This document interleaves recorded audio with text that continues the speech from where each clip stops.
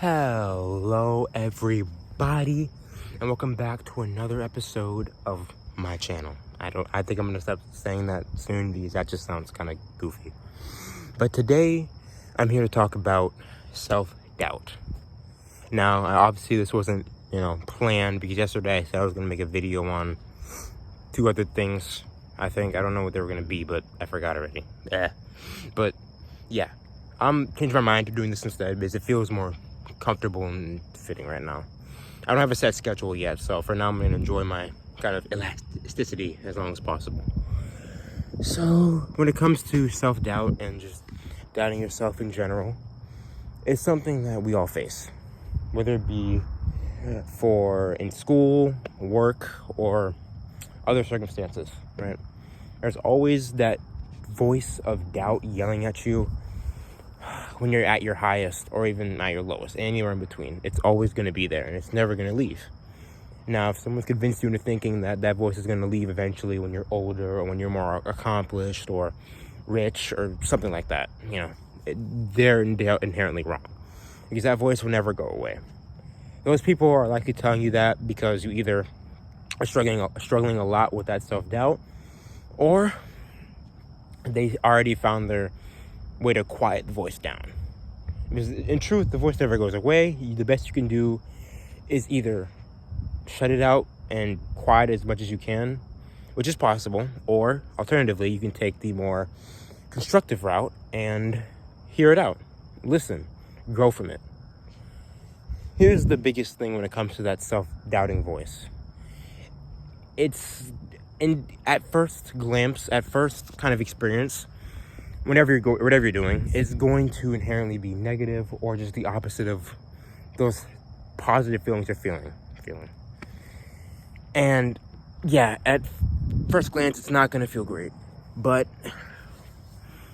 when it takes someone who's truly ready to grow as a person to hear that voice out past the first 2, 3, 4, 5 minutes that it's there.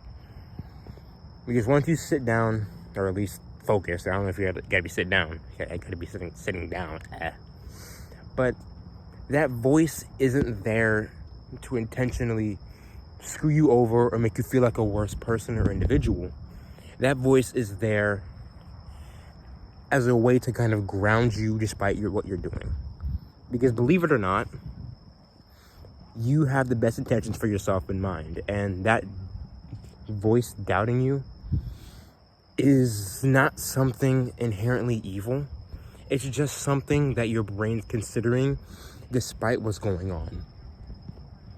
Now, this feeling may grow and change and transform as you go on.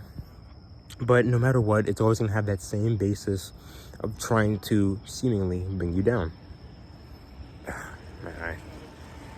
Now, what I will say is that it's going to be tough kind of learning and growing at first from that voice, because you're just going to want to set it out or just concede to it. But the growth comes in hearing it out little by little, more and more, until you're able to do your event or do your studies or do whatever it's on that you're doing that you're feeling good at or good with. And you hear that voice, and instead of initially yelling out at it or just having some reaction to it, instead stay quiet, listen out, hear it, and understand what it's saying. It's one thing to be present when you're getting talked to or you're hearing something, but listening and hearing are two different things. You hear something, it's not really you fully comprehending the information, it's just you kind of letting it go through your head. Listening is you actively gaining that knowledge, actively taking away from what you just, heard. So we're going to use that principle for your self-doubt voice. Instead of hearing it and reacting to it initially, we're going to listen to it and we're going to hear it out. We're going to understand what the basis of the fear, anxiety, even excitement sometimes is and was. And once you find out the origin of something, once you find out where it sprouts from, then you can truly understand why it's existing in the first place. That is a way to counter your self-doubt or grow to counter it. Now, me as an individual, I've had many self-doubts before. I've done things that I don't think I would have done had certain people or certain events happen that pushed me towards those things. But when I got there, that self-doubt voice was still there, telling me you don't deserve this, or people are waiting to see your downfall, or you're gonna let your friends down, and shit, it's just eye-awakening how visceral my reactions used to be to that voice. I almost used to bring myself, believe it or not, to tears when that voice was yelling back at me. Now, obviously in the society we live in today, it's quote unquote not okay for men to cry. And that's another topic that I want to talk about a lot more in a different episode. But just to give my 2 cents about it now, I think men crying in society is just something that doesn't just go for men. It's one of those things that, yes, I understand why, because we're supposed to be seen as strong, a pillar, and stoic to an extent. And I agree. And I don't think men should be like at the seams crying every time they're in public. But there are times when it's fully warranted, and there's times when you're pushing it a bit. Obviously, if there's a big outbreak, or not big outbreak, what am I saying? If there's an event that happened to you, like a family member dying, or I don't know, something traumatic happened to a family member or a really close friend, then yeah, no, depending on who you are, crying out immediately as soon as you hear the news, wherever you are, whether it be in public or in private, is just who you are and warranted. So yes, go ahead, let it all out. I mean, not 100% of it out, but like, just let yourself feel that sadness and let it go through you. Let it flush it out and starting that process. And alternatively, with an event like, I don't know, something that you are kind of connected to, but it's not like straining your emotional tissue and you still like make a big fuss and cry about it, that's different. You're just kind of pushing it at that point. You don't need to cry. It's not like no one expects you not to cry, but it's like, come on, man. You show a little bit of strength and just, you got this, I'm not just saying that for like men in general, but like, come on, guys. Everyone just starts showing some strength when it comes to handling emotions. It's a tough world out there, man.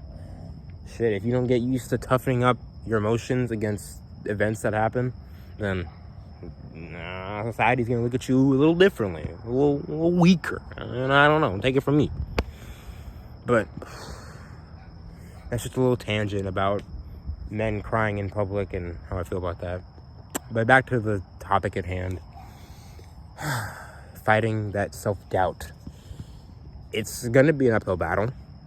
You're gonna feel like you want to just yell at it and create a big emotional fuss about it, but every time you get close to that thought, every time you get close to the breaking point, I want you to stop, check, and look.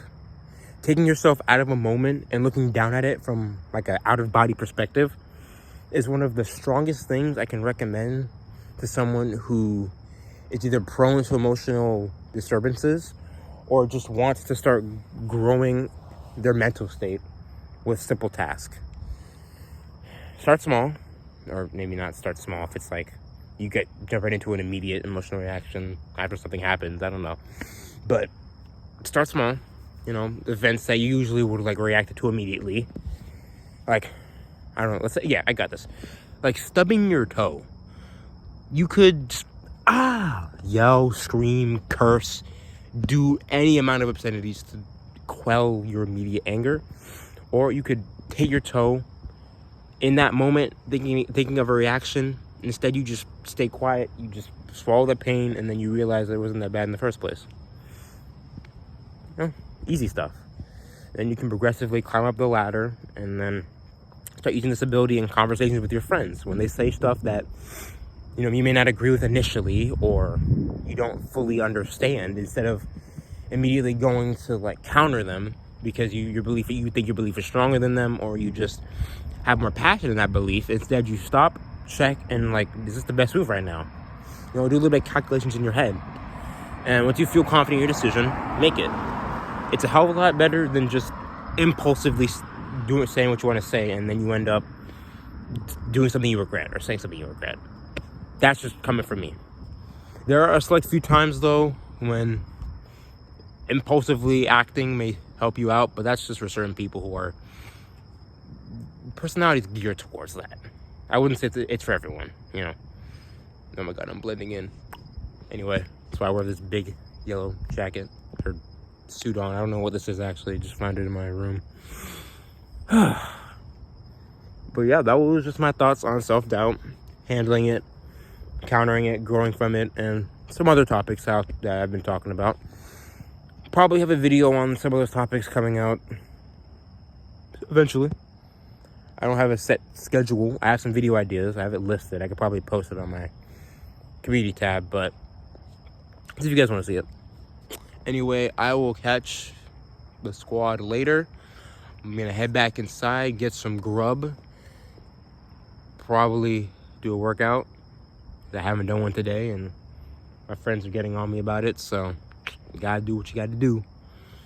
And I will catch you all tomorrow, because I have work tomorrow. So hopefully I have enough energy to make a video when I get home, and if I don't, you will get one at like 2 o'clock at night. Catch you all in a bit. Peace.